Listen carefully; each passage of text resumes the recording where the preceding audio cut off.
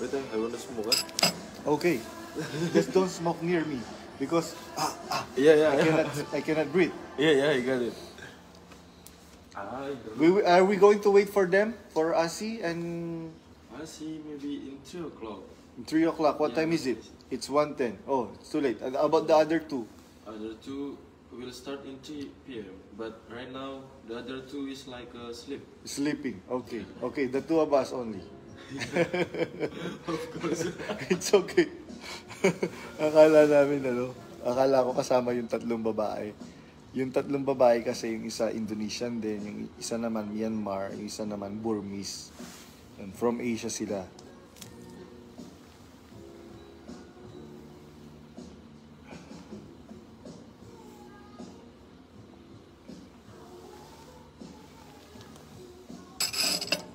Sobrang sarap po nung ano nila.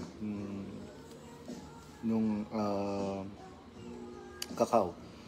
Sabi ni Tenten Love, Brad, tell us your thought. Who, when, and how all these conflicting issues started. All this chaos happening now in MCGI. MCGI. Ay, nasan ba yun? MCGI is domino effect that started with the leadership of Bes. Sabi nga, nagsimula sa mali, kaya until now may mali. Kasi po ganito, meron po kasi talagang demonyo. And yung demonyo na yon ang gusto ng demonyo na yon is wasakin yung bayan ng Diyos. So, yun po. Yun lang po yung masasabi ko. Meron talaga pong battle between good and evil. And yung battle na yun, spiritual battle po yun. Which is, nararamdaman ko po ngayon dahil kasi yung pong leadership ni Daniel Rason ngayon, hindi po siya marunong makipag-battle spiritually. Biruin nyo, itatapon niya na lang basta-basta yung mga kaluluwa noong mga gumugol ng dekadang taon. Sorry for the word, pero that is the fact na kailangan po nating tanggapin. Meron pong spiritual battle na nangyayari ngayon. And ako po na talagang napatunayan ko na incompetent yung leadership ni Daniel Rason. Because biruin mo yung simpleng issue lang sana between me and his parents, Mr. Daniel Rason's parents.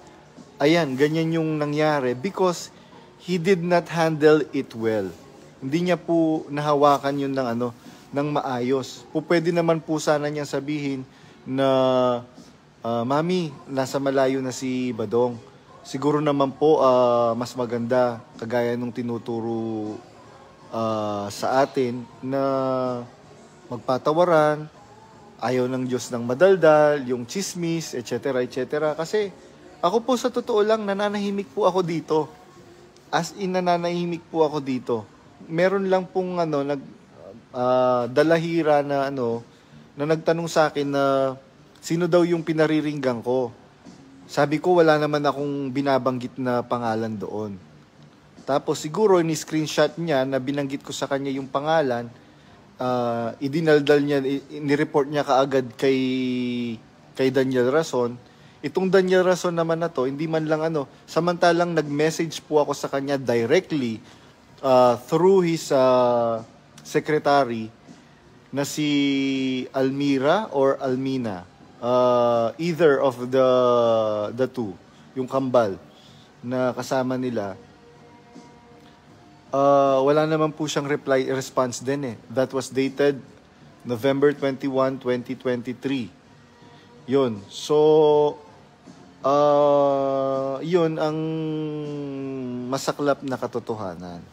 Tapos, biro mo, pinablock mo na nga ako, tapos paparinggan mo pa ako sa gagamitin mo